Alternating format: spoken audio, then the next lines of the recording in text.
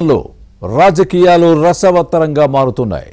Congress, BJP, BRS ఈ ఎన్నికను ప్రతిష్టాత్మకంగా తీసుకున్నాయి.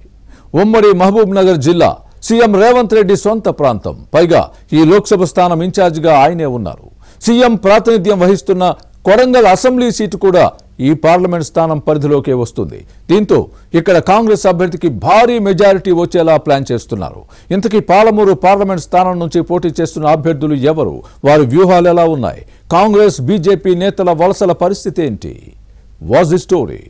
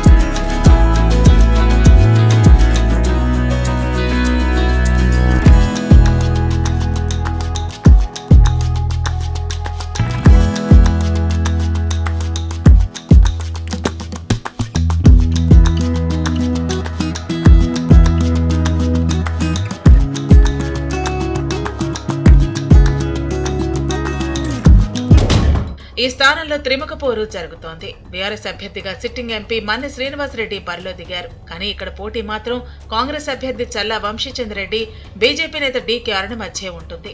ఇద్దరు నువ్వా నేనా అన్నట్లు హోరాహోరీగా పోరాడుతున్నారు. ఎన్నికల వ్యూహానికి పదును పెడుతూ ప్రచారంలో దూకుడు పెంచారు. పాలమూరు ముఖ్యమంత్రి రేవంత్ రెడ్డి సొంత నియోజకవర్గం కావడంతో ఈ లోక్సభ స్థానం అందరి దృష్టిని ఆకర్షిస్తోంది. పైగా సీఎం ఇక్కడ ఇన్ఛార్జిగా ఉన్నారు. 2019 ఎన్నికల్లో చల్లా వంశీచంద్రెడ్డి, డీకే అరుణ ఇక్కడ ఓడిపోవడంతో ఈసారి ప్రతిష్టాత్మకంగా తీసుకున్నారు. ఇరు పార్టీల అభ్యర్థులు పరస్పర విమర్శలు, ఆరోపణలతో రాజకీయాలు హాట్ గా మారుతున్నాయి. చల్లా వంశీచంద్రెడ్డికి పాలమూరుతో ఎలాంటి పేకుబంధం లేదని, తాను పుట్టిన గడ్డ ఇదే అని డీకే అరుణ ప్రచారం చేస్తున్నారు. కాంగ్రెస్ అభ్యర్థికి రాజకీయంగా భిక్ష పెట్టింది తానేనని చెబుతున్నారు. 2014లో అసెంబ్లీ ఎన్నికల్లో జూపల్లి గ్రామంలో జరిగిన రీపోలింగ్ లో తాను సహకరించడంతోనే చల్లా గెలిచారనేది డీకే అరుణ వాదన. మరోవైపు అప్పట్లో ప్రదేశ్ కాంగ్రెస్ ఎన్నికల కమిటీ సభ్యుడిగా తాను సిఫారసు చేస్తేనే డీకే అరుణకు టికెట్ వచ్చిందనే విషయాన్ని చల్లా వంశీచంద్రెడ్డి ప్రస్తావిస్తున్నారు. కాంగ్రెస్ లో అరుణ కన్నా తానే సీనియర్ అని చెబుతున్నారు. మహబూబ్ నగర్ పార్లమెంటు స్థానం పరిధిలోని 7 అసెంబ్లీ సెగ్మెంట్స్ లో బీఆర్ఎస్ తో పాటు ఇతర పార్టీల నేతలను తన వైపు తిప్పుకుంటున్నారు బీజేపీ అభ్యర్థి డీకే అరుణ.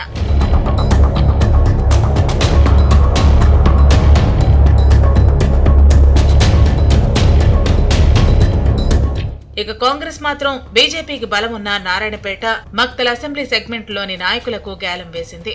గత అసెంబ్లీ ఎన్నికల్లో బీజేపీ అభ్యర్థిగా మక్తల్ నుంచి బరిలో దిగిన జలంధర్ రెడ్డి, నారాయణపేటలో పోటీ చేసిన రతంగ్ పాండురెడ్డితో పాటు మరికొందరు ముఖ్యమైన నాయకులు బీజేపీకి రాజీనామా చేశారు. జలంధర్ రెడ్డి ఇప్పటికే కాంగ్రెస్ కండువా కప్పుకున్నారు. కీలక నేతలు పార్టీని వీడటంతో ఈ 2 అసెంబ్లీ స్థానాల్లో కమలం పార్టీ బలహీనపడిందనే వాదనలు ఉన్నాయి.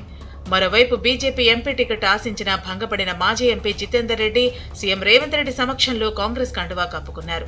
ఆ తర్వాత ఢిల్లీలో తెలంగాణ ప్రభుత్వం ప్రత్యేక ప్రతినిధిగా నియమితులయ్యారు.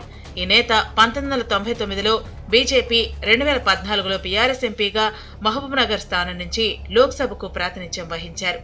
దీంతో ప్రస్తుత ఎన్నికల్లో ఈ నేత కీలకంగా వ్యవహరిస్తున్నారు. కాంగ్రెస్ అభ్యర్థి గెలుపు కోసం తనదైన శైలిలో ముందుకు సాగుతున్నారు. పాలమూరు ఫలితం ఎలా ఉంటుందో చూడాలి మరి.